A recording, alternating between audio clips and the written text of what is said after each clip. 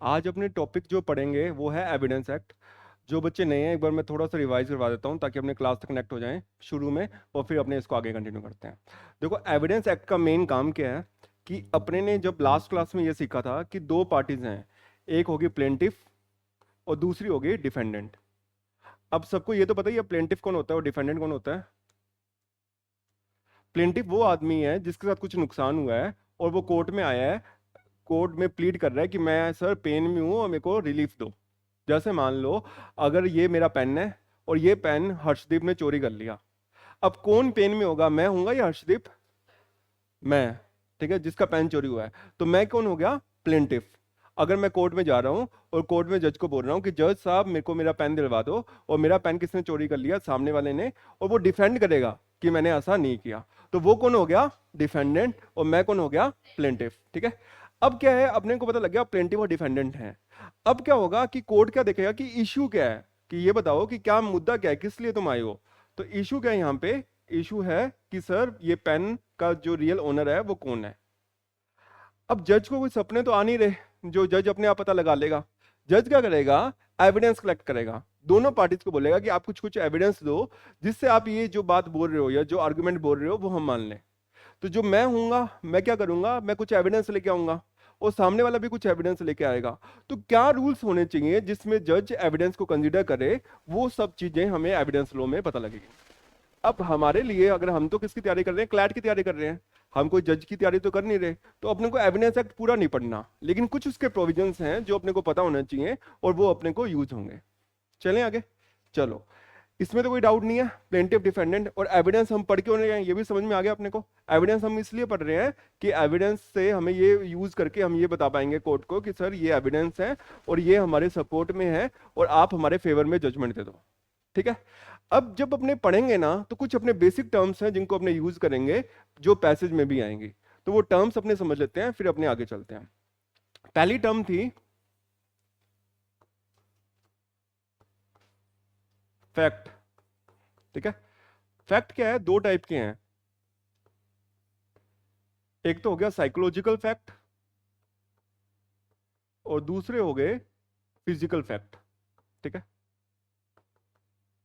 अब क्या है, लो ये बोलता है ना कि जब भी आपको ये जो डेफिनेशन थी ना, ये बेंथम ने दी है, फिजिकल फैक्ट और साइकोलॉजिकल फैक्ट, अपने को ये चीजें याद नहीं करनी पर अपने को पता होना चाहिए कि फैक्ट होता क्या है। जैसे कि जब ये क्लैट की क्लास चल रही है तब एसी ऑन था, ये फैक्ट है। अपने सीआईडी देखते हैं ना, तो सीआईडी में वो क्या करते हैं, फैक्ट इकट्ठा करते हैं कि क्या क्या फैक्ट थे, जो चीजें वहां पे थी जब क्राइम हुआ, उसके हेल्प से हम पता लगाएंगे कि वहां पे जो क्राइम हुआ है वो किसने किया है। जैसे मान लो यहाँ पे एक मर्डर हो गया। ठीक है। अब मर्डर हो गया तो किसी के पैरों के निशान है, तो वो फिजिकल फैक्ट है या साइकोलॉजिकल फैक्ट है? फिजिकल फैक्ट है, क्योंकि अपने को दिख रहा है वो कि यहाँ पे पैरों के निशान पड़े हैं। अब वो पैरों के निशान किसके हैं वो हम मैच करेंगे, और हमें मैच करने से पता लग जाएगा कि ये आदमी उस दिन वहां पे आया है, ये जरूरी नहीं कि उसने मर्डर किया है। तो ये कौन सा हो गया? Physical fact. क्या लो जो कोर्ट होगा वो सिर्फ फैक्ट पे डिसाइड कर देगा? नहीं, वो और भी बातें देखेगा कि और कितने फैक्ट्स हैं। ठीक है, जो उसको अपने मानेंगे। लेकिन एक सेक्शन है जो है सेक्शन 6। सेक्शन 6 क्या बोलता है, जो इंपॉर्टेंट है, क्लैट में आएगा, ध्यान से समझना। सेक्शन 6 बोलता है only those facts are admissible, only those facts are admissible which are relevant, only those facts are admissible which are relevant। अब relevant का क्या मीनिंग हुआ वो समझ लो। मतलब कि जो फैक्टिन इशू है ना, फैक्टिन इशू क्या होता है, जो कोर्ट में मैटर आया है उस मैटर से रिलेटेड अगर कोई मैटर आया, ठीक है, या कोई भी अपने एविडेंस दे रहे हैं, तो उसका कुछ लिंक है या नहीं है वो अपने चेक करेंगे। जैसे मान लो मर्डर हुआ, अब मर्डर में एसी ऑन था। ठीक है। अब ये क्या रेलेवेंट है, कोई मतलब ही नहीं है इसका।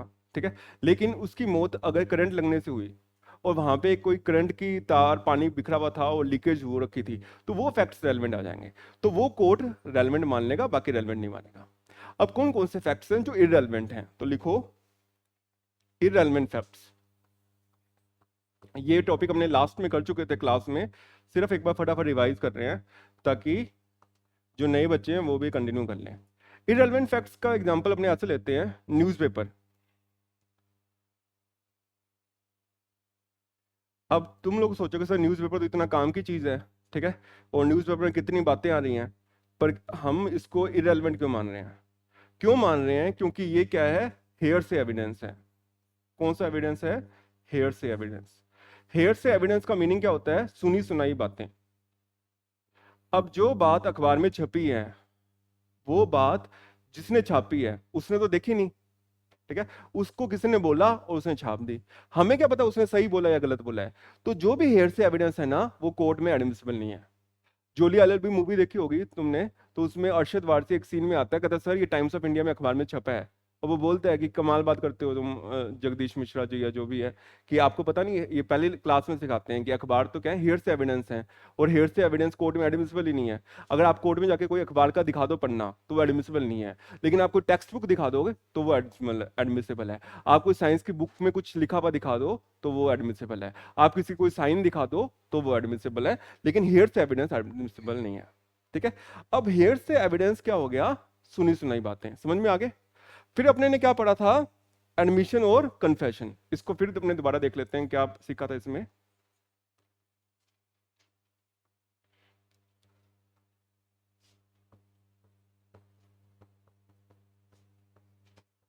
एडमिशन में क्या सीखा था? कोई भी अगर आदमी कोई फैक्ट इन इश्यू से रिलेटेड कोई बात कोर्ट में रख रहा है, ठीक है, और वो बात सेल्फ हार्मिंग है, सेल्फ हार्मिंग का मतलब उसको नुकसान पहुंचा रही है, ठीक है, तो कोर्ट उसको एडमिसिबल मान लेगा, ठीक है, आसानी से। जैसे मान लो मैं हूं, मैंने बोला कि सर उस दिन है ना जिस आदमी की डेथ हुई, ठीक है, वो उससे पहले लास्ट टाइम डिस्ट्रिक्ट से मिला है, ठीक है। अब डिस्ट्रिक्ट वहां पे कोई व्यू पॉइंट्स रखेगी ना, तो वो बात एडमिसिबल है क्योंकि इसका लेना देना ये रेलिवेंट है, ठीक है। कन्फेशन क्या होता है? कन्फेशन का मीनिंग क्या है? कि कोई भी आदमी, if any person who is charge with the crime, who is charge with the crime, ठीक है, और वो क्या करता है, एक्सेप्ट कर लेता है कि वो क्राइम उसी ने किया है, तो वो क्या कर रहा है? कन्फेशन कर रहा है। जैसे कि मेरे पे आरोप लगा हुआ है कि मैंने है ना प्रियंका के 10 लाख रुपए चोरी किए हैं, ठीक है, और मैं खुद ही जाके पुलिस में बात बोल दूं कि सर मैंने ही चोरी किए हैं 10 लाख रुपए, मेरा उस दिन दिमाग खराब हो गया था और मेरे को लग रहा था मैं कहाँ से पैसे पूरे करूँ, ये चाहिए मेरे को, और मैंने प्रियंका के 10 लाख रुपए चोरी कर। कोई भी आदमी अपना क्राइम खुद ही कबूल कर ले तो वो क्या है? कन्फेशन है। लेकिन लोग क्या बोलते हैं, आप किसी और के लिए कन्फेशन नहीं कर सकते। तो तुम गए कि सर मैं कह रहा हूँ कि नव्या ने 10 लाख रुपए चोरी किए और मेरे को छोड़ दो, तो तुम नव्या को फंसा रहे हो ना, तो ये कोर्ट नहीं मानेगा। अगर पैसेज में ऐसा सवाल आ जाए उसमें लिखा हो कि नव्या के बारे में आप बोल रहे हो, आप खुद को शामिल कर ही नहीं रहे, तो कर नहीं सकते। लेकिन मैं बोल रहा हूँ सर मैंने और नव्या ने मिलकर प्रियंका के पैसे चोरी किए हैं, तो नव्या भी फंसेगी, मैं भी फंसूंगा, ठीक है। पर ऐसा हो सकता है कि नव्या और आर्ग्यूमेंट ले आए कि ये तो मेरे से दुश्मनी थी कि नहीं, मैंने सब फीस नहीं दी, सर मेरे को फंसा दिया, तो वो चीज अलाउड नहीं, ठीक है। समझ में आया कन्फेशन क्या है, एडमिशन क्या है? इसमें तो कोई डाउट नहीं है, ठीक है। अब अपने ने कहा क्या सीखा था नेक्स्ट क्लास में कि कहाँ कहाँ पे जो कन्फेशन है वो एडमिसिबल नहीं है। उससे पहले हमने सीखा था कि जो कन्फेशन है वो दो टाइप के हैं। बताओगे कौन कौन से टाइप के हैं? एक टाइप तो था जुडिशियल कन्फेशन और दूसरा टाइप था एक्स्ट्रा जुडिशियल कन्फेशन। ये अपने सब लास्ट क्लास में कर चुके हैं, सिर्फ रिवीजन कर रहे हैं फटाफट, ठीक है। जुडिशियल कन्फेशन वो कन्फेशन होते हैं जो आप जज को दे रहे हो सेक्शन 164 सीआरपीसी में, कोई सेक्शन याद नहीं करना, पेपर में दिया ही होगा, ठीक है। और एक्स्ट्रा जुडिशियल कन्फेशन वो कन्फेशन हो गए जो आप अपने टीचर को, दोस्त को या फिर डॉक्टर को बता रहे हो, ठीक है। तो वो कौन से हो गए? Extra judicial confession. क्या दोनों कन्फेशन की वैल्यू है? हाँ दोनों कन्फेशन की वैल्यू है। क्या जुडिशियल कन्फेशन की ज्यादा वैल्यू है? हाँ जुडिशियल कन्फेशन की ज्यादा वैल्यू है। क्या एक्स्ट्रा जुडिशियल कन्फेशन की कम वैल्यू है? कम वैल्यू है, ऑब्वियसली कम है। अब मैं क्लास में पढ़ा रहा हूँ, आरव आया, आरव ने बोला कि सर कल है ना मेरे को बहुत गुस्सा आया और मैंने मेरी बहन का मर्डर करके उसको पीछे वाले बगीचे में वहां पे वो कर दिया। अब क्या है, ये इसने मेरे को दिया ना ये, और मैं जाके अगर पुलिस में बोलूंगा तो पुलिस फिर कहेगी ये आपकी सुनी सुनाई बातें हैं, ठीक है। पर वो उसको मानेगी नहीं आसानी से। लेकिन ये बात ये जज को बोल दे सेक्शन 164 सीआरपीसी में, तब भी जज एक बार इसको वार्निंग देगा कि तुम सही में ये बात एडमिट कर रहे हो। क्योंकि लो क्या बोलता है ना, लो ये बोलता है कि आप है ना कोई भी किसी आदमी को फोर्स करके उससे नहीं उगलवाओगे, ठीक है। अगर वो आदमी फ्रीली कुछ देना चाहे कन्फेशन, तब तो एडमिसिबल है, जबरदस्ती नहीं करवाना। फिर अपने ने क्या सीखा, जो भी कन्फेशंस हम किसको दे रहे हैं, पुलिस को दे रहे हैं, उसकी कोई वैल्यू नहीं है। कोई भी कन्फेशन जो हम किसको दे रहे हैं, पुलिस को दे रहे हैं, उसकी कोई वैल्यू नहीं है। अगर वो कन्फेशन क्या है, थ्रेट से है, इंड्यूसमेंट से है, ठीक है, या फिर उसको कोई लालच वगैरह दे के डरा के ले लिया। लेकिन सेक्शन 29 क्या बोलता है, अगर आपने पुलिस को कोई बात बोली और पुलिस ने वो चीज ढूंढी और उनको कोई सबूत मिल गया, तो वो यूज करेंगे। जैसे कि मैंने पुलिस को ये बोला कि मैंने राम का मर्डर करके जो चाकू है ना, वो बीरबल चौक के पीछे छुपा दिया। इसकी कोई वैल्यू है नहीं है, लेकिन पुलिस गई और बीरबल चौक के पास देखा, वहां पे चाकू मिल गया और वहां पे उसके फिंगरप्रिंट्स के निशान है।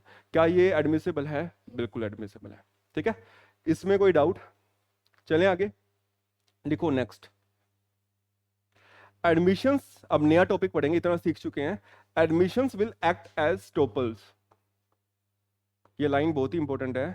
Admission will act as estoppel. Estoppel की स्पेलिंग लिख लो, ESTOPPEL।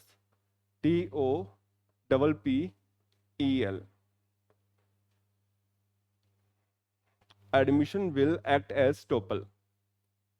क्या होता है स्टॉपल? हाँ, अगर आपने कोई एक बात बोल दी, आपको कोर्ट उससे पीछे नहीं हटने देगा। जैसे कि आपने बोला क्लैट की क्लास में एक मर्डर हो जाता है, ठीक है, अब हम सब फंसेंगे ना एक बार तो, क्योंकि यहाँ कोई कैमरा कुमरा तो है नहीं, ठीक है, जो है या बंद है, ये चल नहीं रहा। अब मर्डर हो गया, अब एक चीखने की आवाज आई और खून चला गया बाहर। अब हम सब बोल रहे हैं कि इसने किया है, वो कह रहा है उसने किया है, उसने किया, हमें नहीं पता, कोई लाइट भी बंद हो गई थी 5 मिनट के लिए, ठीक है, और कोई चाकू चुकू कुछ नहीं मिला। तो पुलिस क्या करेगी, एक बार हम सबको उठा लेगी, ठीक है। अब क्या है, हम सबको उठा लिया और हम सब क्या बोलेंगे कि जब मर्डर हुआ, मान लो हर्षदीप का मर्डर हुआ है, तो हम सब बोलेंगे ना, वो कह रहे हैं हम तो वहीं बैठे थे भाई, वो कह रहा है मैं वहां बैठा हूँ। 3-4 बच्चे बोलेंगे, जैसे राम बोलेगा मैं तो उस दिन क्लास लगाया नहीं, मैं ऑनलाइन लगा रहा था, ठीक है। तो अगर राम ने ये बात बोल दी कि मैं क्लास ऑनलाइन लगा रहा था या मैं उस दिन मूवी देखने गया हुआ था, तो अगर आपने कोई बात बोल दी ना, तो आप उससे स्टॉप बाय हो जाओगे। आप अपने नेक्स्ट हियरिंग में वो बात चेंज नहीं कर सकते। लोग आपको चेंज ही नहीं करने देगा, लोग कहेगा मजाक चल रहा, अभी तुमने पहले ये बोला, अब तुम फिर वो अलग बोल रहे हो। तो ये चीज अलाउड नहीं है, इसमें कोई डाउट?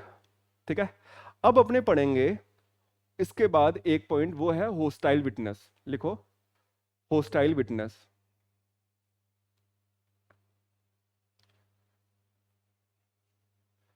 क्या होता है होस्टाइल? सुना है क्या? हॉस्टल तो सुना है, तो होस्टाइल क्या हो गया? किसी ने नहीं सुना होस्टाइल विटनेस? वो होस्टाइल विटनेस हो गया।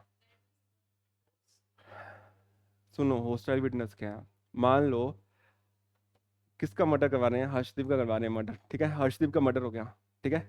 अब क्या हुआ, मेरे पे आरोप लग गया कि भाई मैंने मर्डर किया, मैंने क्लास में गुस्सा आया, मैंने इसको मार दिया और सब कुछ। अब मैं 5 जनों को या एक जनों को, दिव्या को लेके आया कोर्ट में, मैंने कहा दिव्या मेरी विटनेस है, दिव्या बोल रही है कि मैंने इसको कुछ भी नहीं किया, कुछ नहीं मारा, और मैं जब इसका मर्डर हो रहा है, ठीक है, तो मैं ऊपर था, स्टूडियो में था ही नहीं, और इससे पूछ लो, ठीक है। तो ये क्या है, मेरे विटनेस है ना, मेरे फेवर में बोल रही है, ठीक है। लेकिन जब कोर्ट में मैंने बोला कि ये इसको मैं पेश करना चाहता हूँ और ये आएगी और ये बात बोलेगी, ये आई और बोल रही है कि सर अंकुश ने किया है कुछ सब कुछ। अब मैं तो इसको लेके आया था, ये बोले कि मैंने नहीं किया, और ये उल्टा ही बोलने लग गई, ठीक है। जो इसको मैंने बोला था कि ये मेरे फेवर में बोले कि मेरे अगेंस्ट बोलने लग गई। तो ये क्या बन गई है, होस्टाइल विटनेस बन गई है। होस्टाइल विटनेस का मतलब क्या होता है, अगर आप किसी विटनेस को लेके आ रहे हो जो आपके फेवर में कुछ बोलेगा, ठीक है, लेकिन वो आपके अगेंस्ट में बोलने लग जाए, तो वो क्या है, होस्टाइल विटनेस। लिखो, hostile witness is defined under section 154 of Indian Evidence Act. Hostile witness is defined under section 154 of Indian Evidence Act. आ गया समझ में होस्टाइल विटनेस क्या है? इस स्क्रीन पे देख लो दोबारा, कोई डाउट है तो बताओ, नहीं तो आगे मूव करते हैं। चलें आगे, चलो।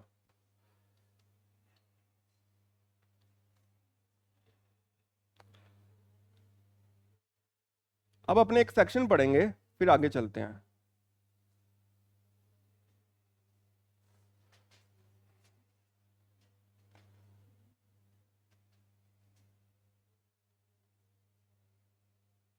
एक चीज और मैं तुमको इसमें बताऊंगा, पहले 1 मिनट रुको, ठीक है। अभी जो अपने ने पढ़ा था ना, ठीक है, उसको अपने आगे कंटिन्यू करते हैं और सीखते हैं 1 मिनट, ठीक है।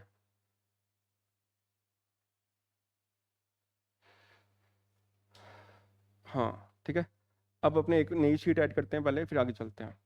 लिखो, एक्सेप्शन ऑफ हेयरसे एविडेंस।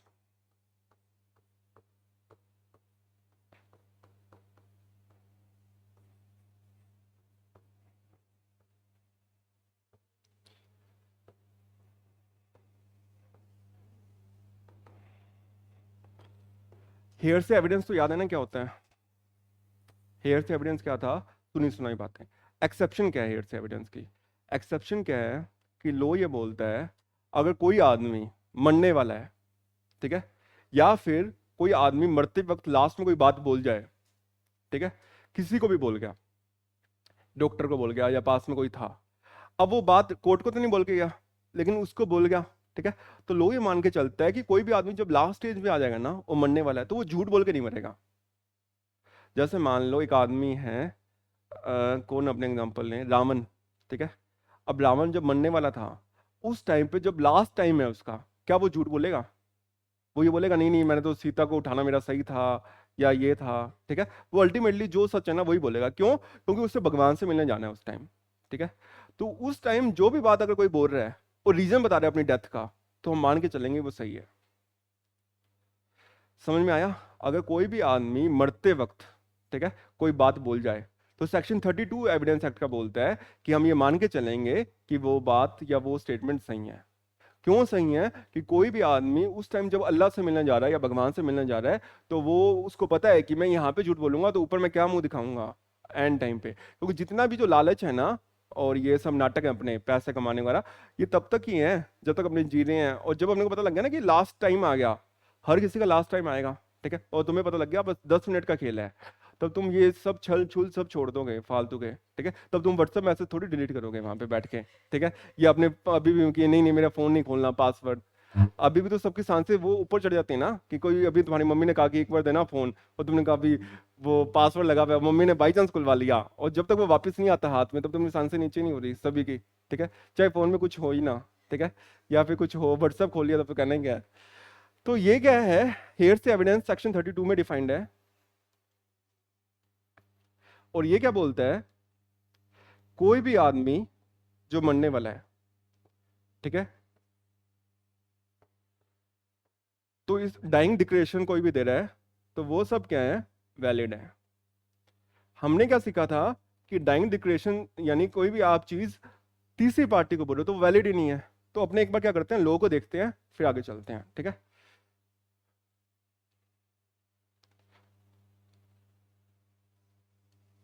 चलो सेक्शन 32 यहाँ पे दिया हुआ है, थोड़ा सा जूम करते हैं, दिख रहा है सभी को?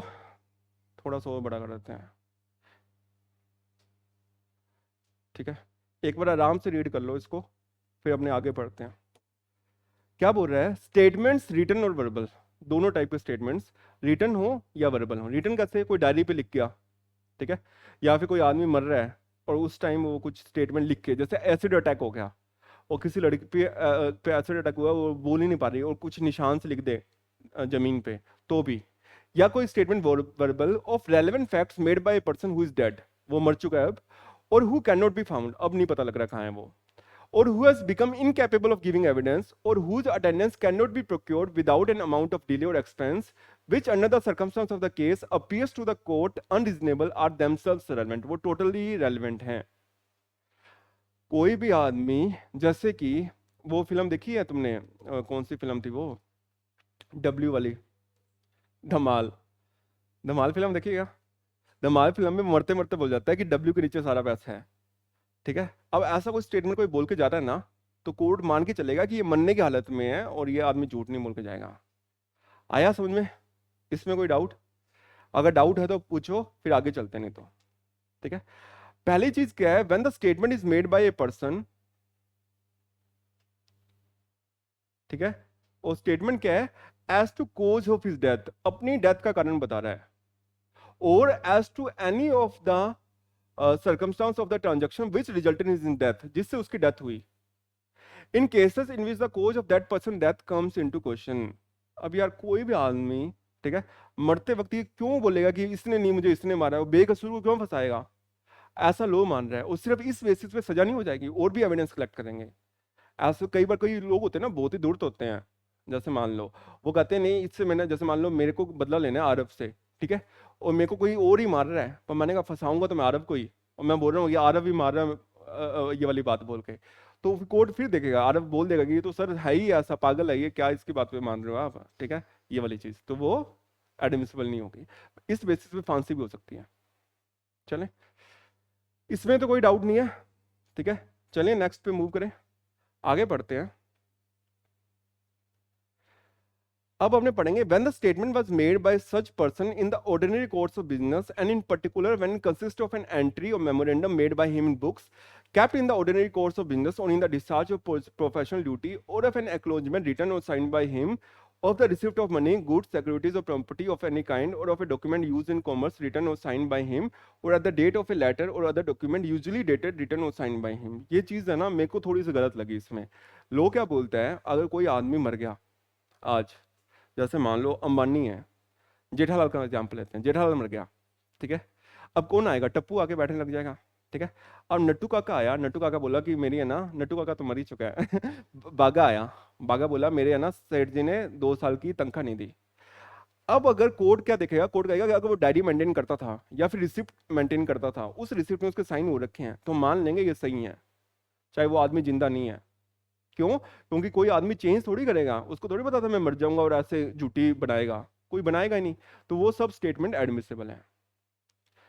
आया समझे पॉइंट क्या है? पॉइंट का मतलब है, जैसे मान लो तुम किसी दुकानदार से कुछ सामान लेते हो ना, उधारी कर लेते हो, अब उसने उधारी में लिख के रख रखा है कि आरव ने 10 ओरियो के बिस्कुट लेके गया है, ठीक है। अब क्या हुआ, वो मर गया दुकानदार, अब उसकी कॉपी खोली या डायरी देखी, उसमें लिखा हुआ था आरव ने 10, तो कोर्ट मान लेगा। कोर्ट ये नहीं बोलेगा कि यहाँ पे है ना हेड से एविडेंस, हमने थोड़ी देखा लिखते हुए, वो आदमी मर चुका है, वो जानबूझ के थोड़ी लिखेगा वहां पे 10 ओरियो के बिस्कुट, तो वो लिख के गया है, तो इसका मतलब इसने 10 बिस्कुट के पेमेंट करनी है, 100 रुपये इसको देने हैं। चले, ऑर्डिनरी कोर्स ऑफ बिजनेस समझे ना, अगर वो नॉर्मल नहीं लिखता था, वैसे ही डायरी लिख रहा है तो नहीं है। अच्छा ये बताओ, मान लो कोई लड़की है, ठीक है, वो डायरी मेंटेन कर रही है, ठीक है, और डायरी में उसने लिखा कि आज मैं वहां पे गई पिकनिक पे, वहां पे इस लड़के ने मेरे साथ बदतमीजी की, ठीक है, और मैं सुसाइड कर रही हूँ, क्या ये सेक्शन 32 में एडमिसिबल है? सोचो, सुशांत सिंह राजपूत लिख के चला जाता, क्या नाम था उसकी गर्लफ्रेंड का, रिया चक्रवर्ती, कि रिया चक्रवर्ती ने मेरे को बहुत परेशान कर लिया, बार बार कह रही है मेरे को ताज लेके चलो, यहाँ लेके चलो और ये करो, और मेरी फिल्में चल नहीं रही थी और मैं सुसाइड कर रहा हूँ, और ये मेरे को परेशान करके टॉर्चर कर रही थी, तो ये सेक्शन 32 में एडमिसिबल है। वो ये नहीं बोल सकती, क्यों? क्योंकि उसने ये डायरी में लिख के गई है, वो लिख के गया, और अपने मान रहे हैं कि कोई आदमी अपनी डेथ का रीजन बता के जा रहा है ना, तो वो सही है, ठीक है। झूठ हो भी सकता है, तो तुम एविडेंस लाओ, हम तो मान लेंगे ये सही है, तुम लाओ एविडेंस कि ये गलत है, ठीक है। हमें तो एक बार यकीन हो गया ना, क्यों किसी का नाम लिखेगा यूं ही वो जाते हुए मरते हुए, किसी का नाम कोई लिख रहा है तो कुछ तो रीजंस होंगे, ठीक है। अब क्या है, जैसे मान लो मैंने तुम्हें डीमोटिवेट कर दिया बहुत ज़्यादा, और कोई एक आदमी ऐसा आ जाए कि सर ने हमें इतना डीमोटिवेट कर दिया। मैं मेरा एग्जांपल देता हूँ, जैसे अभी क्या हुआ, एनएलयू में मैं पढ़ रहा था, वहाँ पे एक टीचर ने इतना मेरे को वो किया बोली, जैसे मान लो क्या हुआ कि प्रोजेक्ट बनाना था, ठीक है, प्रोजेक्ट मैंने बनाया ट्रेन में बैठ के, और मैंने आधे घंटे में प्रोजेक्ट बनाया है, ठीक है। और प्रोजेक्ट में मैंने क्या किया, जहाँ पे कोमा और सेमीकोलन लगाना था ना, कुछ एक लग गए होंगे गलती से, तो टीचर कहता कि आप है ना मेरे कैबिन में आना क्लास के बाद। मैं कैबिन में चला गया, फिर कैबिन में जाके मेरे को कहता कि कोमा और सेमीकोलन, तुमने कोमा की जगह सेमीकोलन लगा रखा है। मैंने कहा सर गलती से टाइप हो गया होगा। तो कहता है सेमीकोलन और कोमा में क्या फ़र्क है बताओ। तो मैंने कहा कोमा मतलब 2 सेंटेंस को रोकने के लिए, और सेमीकोलन मतलब, मैं चुप चुप हो गया वहाँ पे, नहीं आया समझाने। मेरे को इतना पता था फुल स्टॉप और कोमा है, नहीं पता, नहीं समझाने आ रहा। तो कहता तुम खड़े हो और इंग्लिश वाली मैम के पास चलते हैं। वो इंग्लिश वाली मैम के पास लेगा कि, और फिर उनको बोल रहा है कि इसको कोमा और सेमीकोलन का मीनिंग नहीं पता, और वो मेरे को भाषण दे रही है। मैंने कहा क्या है नहीं पता, तो जो पेपर था वो तो निकाल लिया हमने क्लैट का। फिर क्या हुआ, कैबिन में ले जाके मेरे को कहता है कुछ पता है, मैं ना अभी कुछ दिनों से सोचता हूँ कि हम 4 बजे मैं और मेरा बेटा पार्क में जाते हैं, कि वो तुम्हारे जैसा ना बन जाए कहीं। और मेरे को लगा यार ये क्या आदमी बोल रहा है कि मेरे जैसा ना बन जाए ठीक है। फिर उसके बाद अब वाइवा वूवा तो मैंने कहा "सर, जो नंबर देने हैं ना आपने 20 का तो है, आप दे लो, ठीक है, जो नंबर आपने देने हैं। और उसने वो 20 में से मेरे को 4 या 5 ही नंबर दिया ताकि मैं फेल हो जाऊं। लेकिन अच्छी बात क्या थी ना कि जो हमारे 5 टेस्ट होते थे एनएलयू में, जैसे फर्स्ट, सेकंड, थर्ड और फोर्थ और फिफ्थ, तो बेस्ट 3 चूज करते थे, ठीक है। और उसमें भी क्या होता था, एक प्रेजेंटेशन होती थी। तो कोई भी बच्चा प्रेजेंटेशन नहीं देता था क्लास में, क्योंकि उनको लगता था कि हमने 4 टेस्ट में अच्छा स्कोर कर ही लिया और हमारे बेस्ट 3 बन गए हैं। और मेरे साथ ऐसा था कि मेरे कभी भी मैं टेस्ट नहीं दे पाता था मिनिमम ही। क्यों? क्योंकि मैं उठ ही नहीं पाता था क्लास में जाने के लिए। क्लास का टाइम है 8 बजे और मैं उठ रहा हूँ कितने बजे, 11 बजे, 11:30 बजे। और जब मैं पहुंच रहा हूँ वहां पे तब तमाशा खत्म ही हो गया, आधी क्लासेस खत्म हो गई हैं और मैं बैठ गया हूँ लास्ट में, फिर भी अटेंडेंस नहीं मिली और 70% से कम मतलब बाहर। तो एक दिन तो मेरे को ऐसे ध्यान है, मैं फर्स्ट ईयर में था और साहू सर थे, वो लॉजिक की क्लास ले रहे थे हमारी, ठीक है। तो मैं यूं जाके बैठ गया वहां पे, मेरे को पता ही नहीं है आज मिड सेम है, एग्जाम है, ठीक है। तो मैंने कहा आज एग्जाम है, मैंने कहा बच्चे बताने का, तो आज एग्जाम है, तो को पता ही नहीं है। मैंने कहा कोई बात नहीं। फिर मैंने क्वेश्चन देखे, मैंने कहा यार ये क्वेश्चन तो कैसे हैं कि प्रैक्टिकल लाइफ टाइप के हैं, तो मैंने वो क्वेश्चन कर दिए, ठीक है। वो 20 नंबर का टेस्ट था, वो भी हो गया। फिर टीचर आए, तो टीचर ने ना शीट लेके आए क्लास में, तो पांचों पेपर के इकट्ठे, ठीक है। तो सर बोल रहे हैं रोल नंबर 154 10 में से 9, रोल नंबर 155 10 में से 8, रोल नंबर 157 एब्सेंट। अच्छा एब्सेंट कोई था ही नहीं मैंने दिया ही नहीं, मेरा 157 था।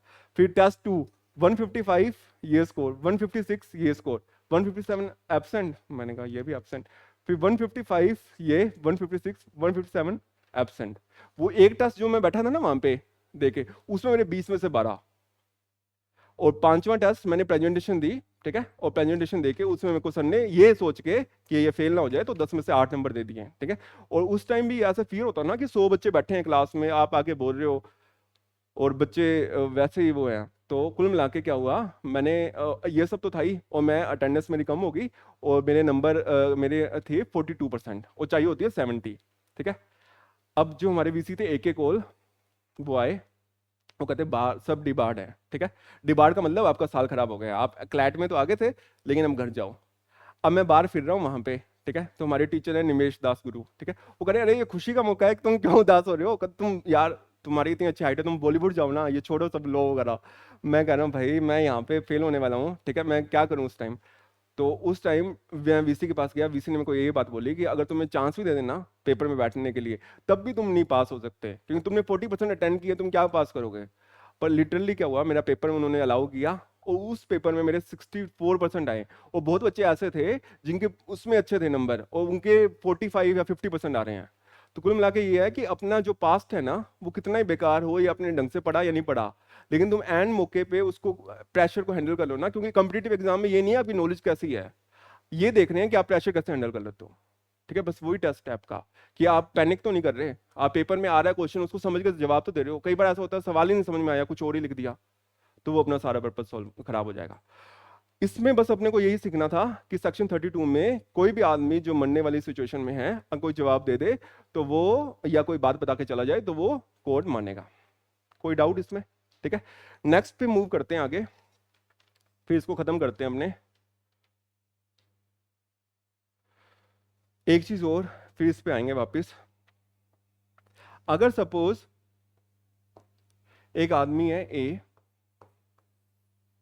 ठीक है, ये बहुत इंपॉर्टेंट है, पेपर में आया हुआ है, क्लैट में आया हुआ है सवाल। 21 मार्च को इस पे कोई अटैक हुआ, ठीक है। अभी मरने वाली सिचुएशन में था, इसने बोल दिया कि मेरे को डी ने मारा है। बाद में मरा ही नहीं आदमी, ठीक है, इलाज उलूज करा के ठीक हो गया। अब क्या ये एडमिसिबल है या नहीं है या नहीं है? वो इस कंडीशन में था कि मैं मर जाऊंगा, मेरी डेथ हो जाएगी, तो उसकी डेथ ही नहीं हुई, ठीक है। और हुआ क्या कि वो जो हॉस्पिटल या जो फैसिलिटीज थी वो इतनी तकड़ी थी कि उसको बचा लिया। अब वो मरा ही नहीं है, क्या इसकी वैलिड है, वैलिडिटी है या नहीं है? लो क्या करेगा ऐसी सिचुएशन में? अब आदमी जिंदा ही रह गया ना, ठीक है, अब जिंदा ही है, तो लो उस वाली सिचुएशन में क्या करेगा, उसके दोबारा एविडेंस ले लेगा, क्योंकि अब वो डाइंग डिक्लेरेशन नहीं बची, ठीक है, क्योंकि वो तो अब जिंदा ही है, ठीक है। लेकिन उसको कंसिडर करेंगे कि फिर भी वो, उसको लग रहा था, पर मरा तो नहीं ना वो, ठीक है। तो उसमें क्या, अब तो हम उसको पूछ के बताएंगे कैसे मरा था बता, ठीक है, क्योंकि अब तो तू बोल ही सकता है, तू मर गया होता तब अलग चीज थी। आया समझ में? नेक्स्ट पे मूव करें, ठीक है। नेक्स्ट पॉइंट लिखो,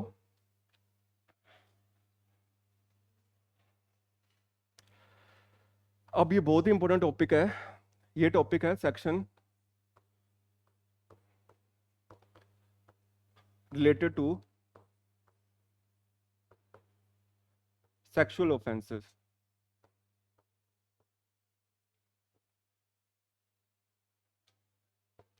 इसको स्टार्ट करने से पहले अपने सेक्शन 101 की बात करेंगे। सेक्शन 101 क्या बोलता है? Burden of proof.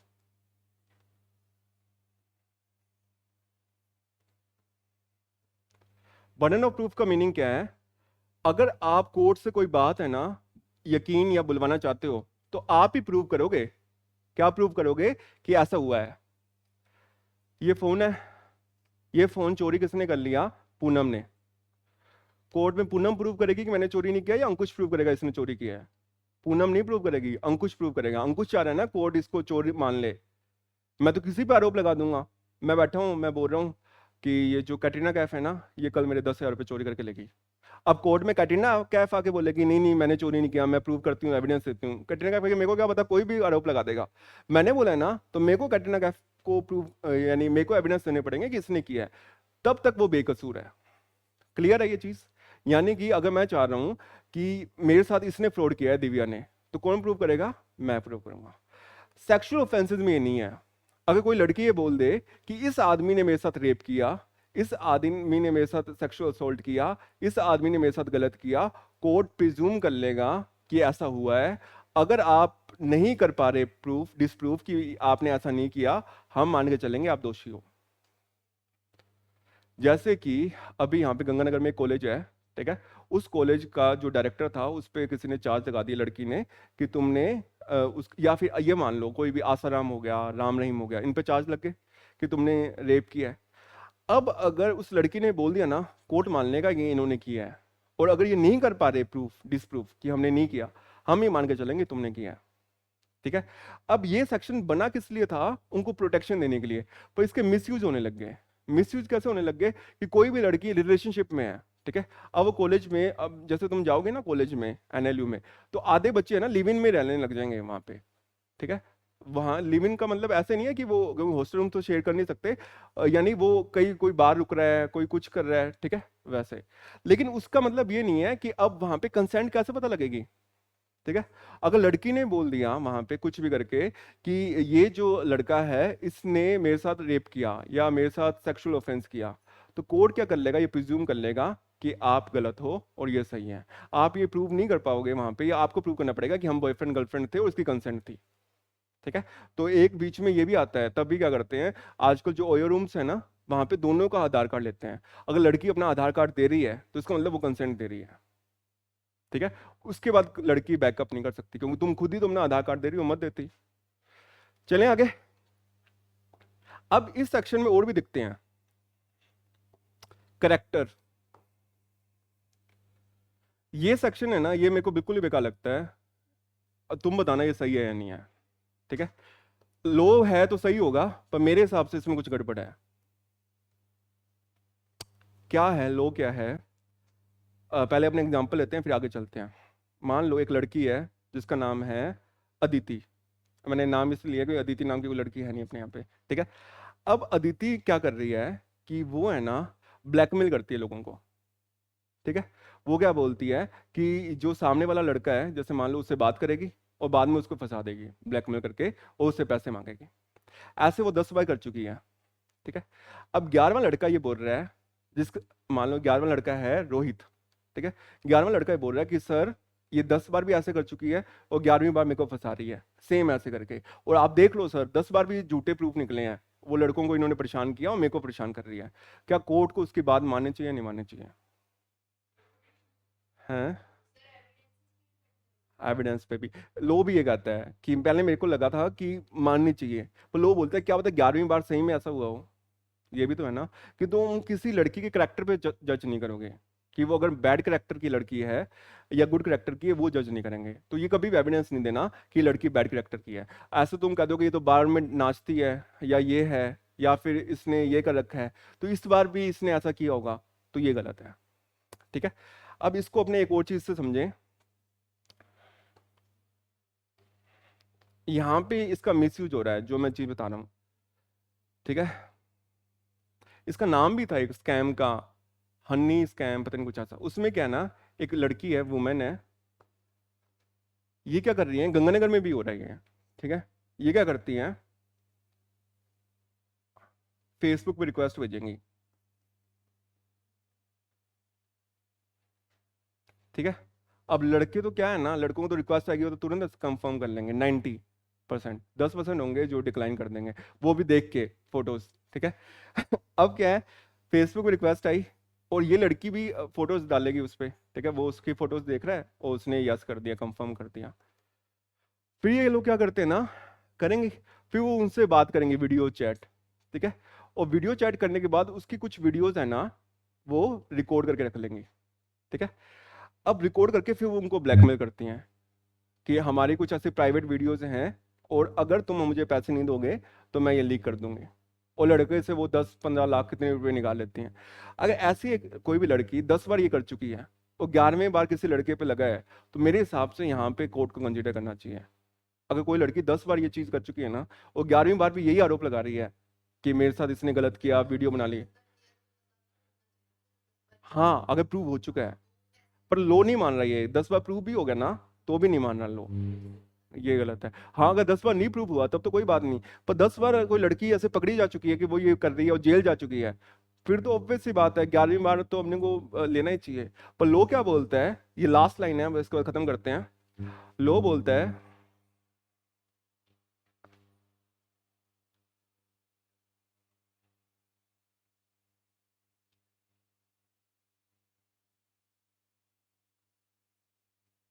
Low will not consider bad character, लेकिन गुड करेक्टर को कंसिडर करेगा।